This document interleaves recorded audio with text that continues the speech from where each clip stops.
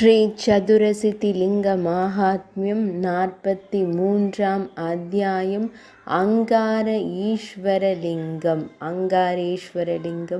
குறிப்பு: செவ்வாய் சிவனின் கை கால்கள் உடலில் இருந்து பிறந்ததால் அங்காரகர் என்று அழைக்கப்படுகிறார். அங்காரகேஸ்வரரின் சன்னதி ககர்த்தா மற்றும் சிப்ராவின் சங்கமத்தில் உள்ளது. ஸ்ரீ சிவபெருமான் கூறினார்: மலையின் மகளே, 43ஆம் தெய்வமான அங்காரேஸ்வரரை அறிந்து கொள்ளுங்கள். அதனை காண்பதன் மூலம் மட்டுமே ஒருவர் அனைத்து செல்வங்களையும் பெறுகிறார். ஆதி கல்பத்தில் சிவப்பு நிறமுடைய பயங்கரமான தோற்றமுடைய எரியும் நிலக்கரியை போன்ற ஒரு வக்ர அங்கர், வளைந்த கை கால்கள் கொண்டவர் என் உடலில் இருந்து பிறந்தார். அவரை நான் தரையில் வைத்திருந்தேன். அவர் பூமி புத்ரா, பூமியின் மைந்தன் என்று நன்கு அறியப்பட்டார். பெரிய உடலை கொண்ட அந்த பயங்கரமான மகன் பிறந்தவுடன் பூமி நடுங்கியது. வாசவர் உள்பட தேவர்கள் பயந்தனர். கடல்கள் கலங்கின, மலைகள் நடுங்கின. தேவர்கள், அசுரர்கள் மற்றும் மனிதர்கள் உள்பட அனைவரும் அவரால் துன்புறுத்தப்பட்டனர். தேவேந்திரனை தலைவராக கொண்ட முனிவர்கள், பாலகில்யர்கள் மற்றும் தேவர்கள் பிரகஸ்பதியை முன்னால் வைத்துக்கொண்டு பிரம்மலோகத்திற்கு சென்றனர். என் அன்பான பெண்ணே, மூச்சு திணறி அவர்கள் பிதாமகரை வணங்கி 3 உலகங்களின் அழிவு குறித்த செய்தியை அவரிடம் விரிவாக கூறினர். ஹரனின் உடலில் இருந்து தோன்றிய ஒரு உயிரினத்தால் 3 உலகங்களும் தாக்கப்பட்டு துன்புறுத்தப்பட்டு விழுங்கப்பட்டுள்ளன. பிறந்த உடனேயே அவர் அதனை செய்துவிட்டார். அவர்களின் வார்த்தைகளை கேட்டதும் உலகங்களின் தாத்தாவான பிரம்மதேவர் அவர்களுடன் அனைத்தையும் குறித்து சிந்தித்து பின்னர் அவர்களுடன் என் அருகில் வந்தார்.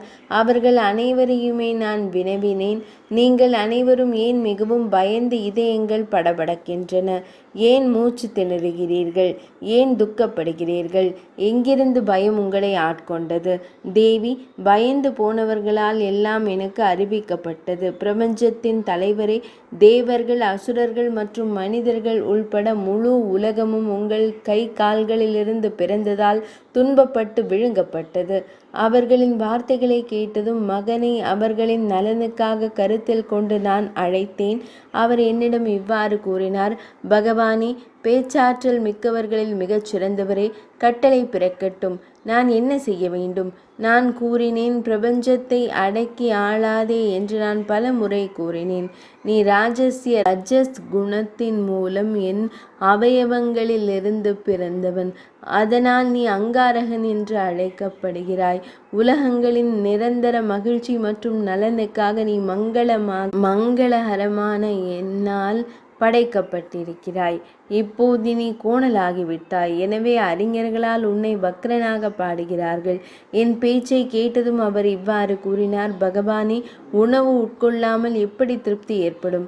எனவே எனக்கு ஒரு சிறந்த இடத்தை கொடுங்கள். எனக்கு ஆண்டத்துவத்தை கொடுங்கள்.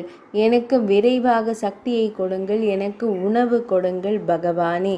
அவரது வார்த்தைகளை கேட்டதும் நான் இவ்வாறு எண்ணம் கொண்டேன்: இவன் என் செல்ல மைந்தன். எனவே நான் அவனுக்கு சிறந்த மகாகாலவனத்தில் சிறந்த மற்றும் நித்திய இடத்தை கொடுப்பேன். இவ்வாறு சிந்தித்த பிறகு அந்த சிறந்த இடத்தை நினைவு கூர்ந்தேன். நான் மகனை என் மடியில் வைத்து அன்பாகவும் திரும்ப திரும்பவும் கூறினேன்: அன்புள்ள மகனே, கங்கேஸ்வரத்திற்கு கிழக்கே உள்ள சிறந்த மகா காலவனத்தில் உள்ள இடம் பாராட்டத்தக்கதாக சிறந்த இடமாக உனக்கு வழங்கப்பட்டுள்ளது. ககர்த்தாவும் சிப்ராவும் சங்கமிக்கும் இடம் அங்கே உள்ளது.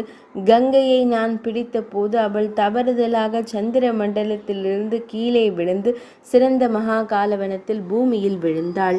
ஆகாயத்திலிருந்து கீழே விழுந்த பிறகு அவள் பூமியில் விழுந்தாள். அவள் ககர்த்தா என்று நன்கு அறியப்பட்டாள்.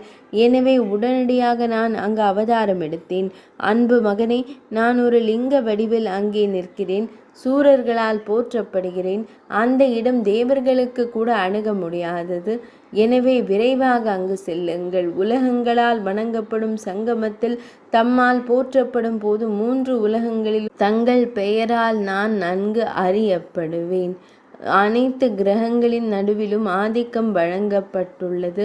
தாம் என்னால் அது தம் 3ஆம் இடம் அங்கே தாம் திருப்தி அடைவீர். கிரகங்களின் நடுவில் நன்கு நிலை பெற்று தமக்கு வழிபாடு கிடைக்கும். 4வது நாளான சந்திர நாளும் தமக்கு வழங்கப்படுகிறது.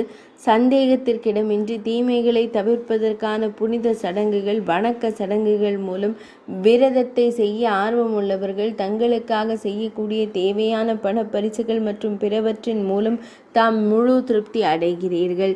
வாரத்தின் ஒரு நாள் செவ்வாய் மங்களகரமான நோக்கத்திற்காகவும் என்னால் வழங்கப்படுகிறது. மக்கள் உங்கள் நாளில் செவ்வாய்க்கிழமையில் புதிய ஆடைகளை அணிந்தால், தங்கள் படிப்பை தொடங்கினால் அல்லது எண்ணெய் குளியல் எடுத்தால் அவர்கள் ஒருபோதும் சக்தியை அடைய மாட்டார்கள். அன்று நான் இவ்வாறு கூறியதால் வக்ராங்கன், மங்களன் மற்றும் அங்காரகன் என்று அறியப்பட்ட என் மகன் அனைத்தையும் ஏற்றுக்கொண்டு அப்படியே ஆகட்டும் என்று கூறினான். சிறந்த முகபாவனை கொண்ட பெண்ணே, என்னுடைய அந்த கூற்றில் திருப்தி அடைந்த அவன் ககர்த்தா நதியின் சங்கமத்திற்கு அருகில் உள்ள சிப்ரா நதியின் அழகிய கரையில் உள்ள சிறந்த மகாகாலவனத்தை மகிழ்ச்சியுடன் சந்தித்தான். லிங்க வடிவில் நான் அவனால் காணப்பட்டேன். அவன் மிகுந்த திருப்தியை அடைந்தான். என் அன்பான பெண்ணே, அவன் அன்புடன் ஆலிங்கனம் செய்து தலையில் முத்தமிட்டான். அகன்ற விழிகளை கொண்டவரே, ஒரு வரம் வழங்கப்பட்டது. தாம் விரும்பியதை பெறுவீர். அன்பு மகனே, நான் தம்மால் காணப்பட்டு பக்தியுடன் சாந்தப்படுத்தப்பட்டேன். எனவே மங்களனே, தாம் என் ஆலோசனையை நிறைவேற்றியதில் நான் மகிழ்ச்சி அடைகிறேன். இன்று முதல் அன்பு மகனே, தாம் சந்தேகத்திற்கு இடமின்றி 3 உலகங்களிலும் அங்காரேஸ்வரர் என்ற பெயரால் நன்கு அறியப்படுவீர்.